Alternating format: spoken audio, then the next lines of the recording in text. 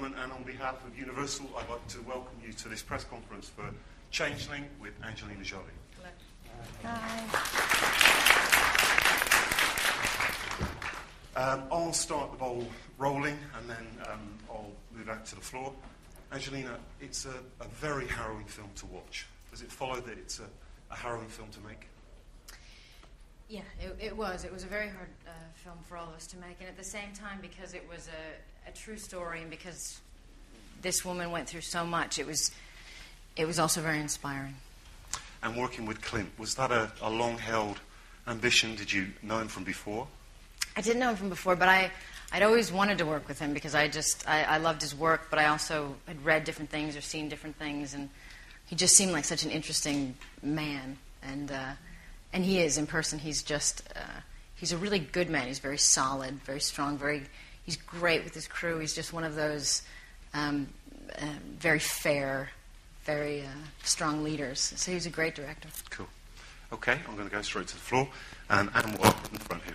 On the subject of Clint, I wonder how, if at all, his working style differs from other directors you've worked with, and how, if at all, that helped in some of the more emotional scenes that you were carrying. It's very different. He's very... he's very decisive, and he's famous for shooting one or two takes, which does sound terrifying to an actor, but but because of that, you know that he's going to not drain you emotionally. He will be prepared. He'll take more than one if he needs it, but he'll just be very prepared from the moment you walk in the door, and so you have this kind of feeling of, you have to bring your all, but if you bring your all and you give it everything you've got until you are emotionally drained, he will capture it on film, and he won't ask you to do it 20 times. So it does allow for you to really push yourself. And he also, because he does do just one take, everything's very fresh. You don't have a lot of time. As actors, we tend to overthink things, and we tend to analyze ourselves. And because you just don't have time for that, it keeps it very in the moment and very real, I think. Can I follow up? Yes, please. How you observed him working with the children in the film, who I guess have to also convey some pretty tough emotional stuff. He's a dad, and so he's great with kids, but he also just, he doesn't baby them. He's just very direct, and he's very, he cast really well, I think, and he cast them to kind of fit their individual part. The boys kind of were different, and funny enough, even my actual son was kind of very gentle in nature, and the other boy had a little bit more of a swagger, and it just naturally brought that. So, he tends to, I think, trust in who he hires and tries to let them do what they do and not get in the way too much. And so he was very, very good with the children. Okay, we're going to go to my colleague on the right there. Angelina, as a mother, was it a hard role for you to play and get your head around what happens to the mother in the film? Yeah, it was very hard. It was... I've said this before, but when I first read this script, I couldn't put it down, and then I said no immediately. I didn't want to go near this project because it was too upsetting. But then I couldn't stop talking about her. I found myself sitting with people and wanting them to know about this extraordinary woman, and that you wouldn't believe what happened to her and what these people did to her in this time in our history. And in the end, it became a story about democracy in action, about justice, about even suffering a great loss, kind of fighting through it and making a change. For the future for other people, and questioning the government and questioning the police, and so I found it very inspiring in the end,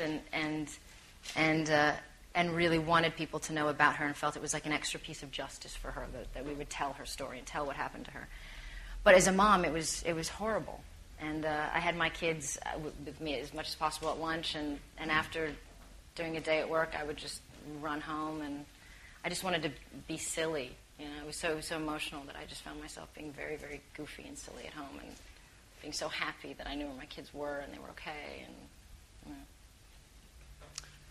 just in the front row here. So following up on that, did you get frustrated by your character's passivity? She still sort of put her faith in the police force, and that she wasn't sort of shouting at them. It's probably in contrast to how mothers probably have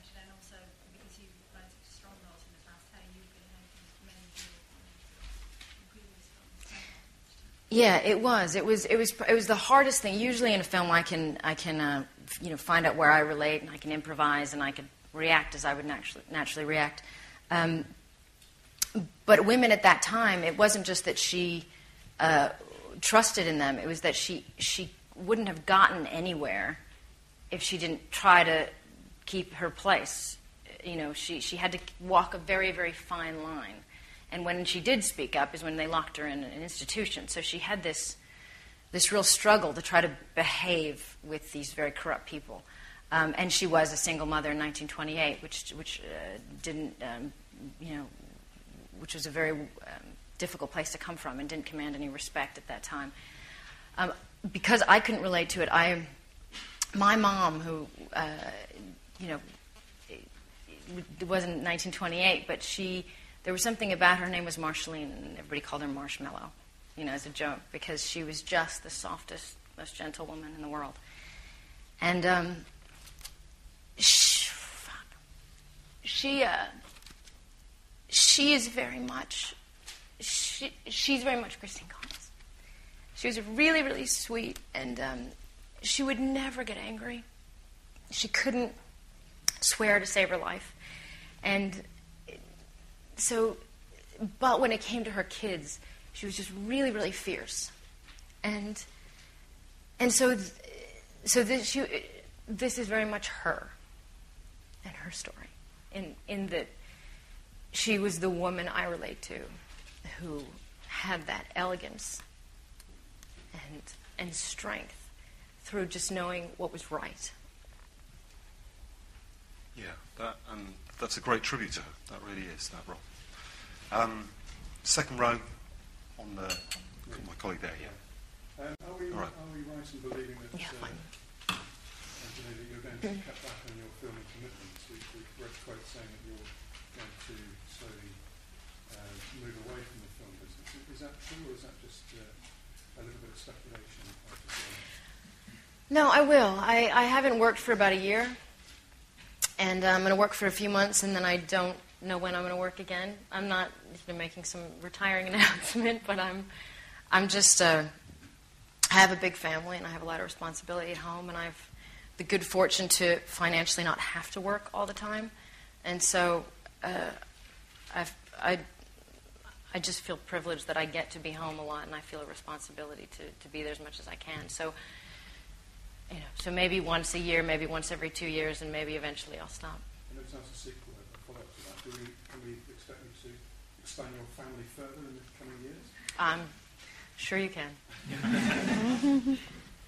Okay, the front row on the right. There's obviously no happy ending to this story, and one thing that was actually left out was that she died in 1935, which is the end of the film as well. I mean, was that a specific thing they didn't want to send the audience out? Really I think it just would have been off subject. The idea was more, what her search was about. So I think it was more. It would just have taken you emotionally to a different place or feel. It wasn't intentional as much as it just seemed like the other things were more important cards to have to remind you about what was changed, what laws were changed, what happened with the children, what happened with. I'm sorry. What was the other? But was that one of another poignant part of the story that obviously she never found her son, but she died so early as well. I suppose. I mean, this story, the research on this, the serial killer alone and his life is even much. There's many, many more layers than we could even put in the film. The Code 12 and the women locked up could be a story in its own. There's so much in this story that it was hard to even condense it as it was, because it's just so rich and so real, every single thing that happened. So it wasn't that there was an intention to leave anything out. It was just, what do we need to focus on at this exact moment in order to tell the story as clean as possible and explain at least these few things as best we can. One of the things that I liked a lot was the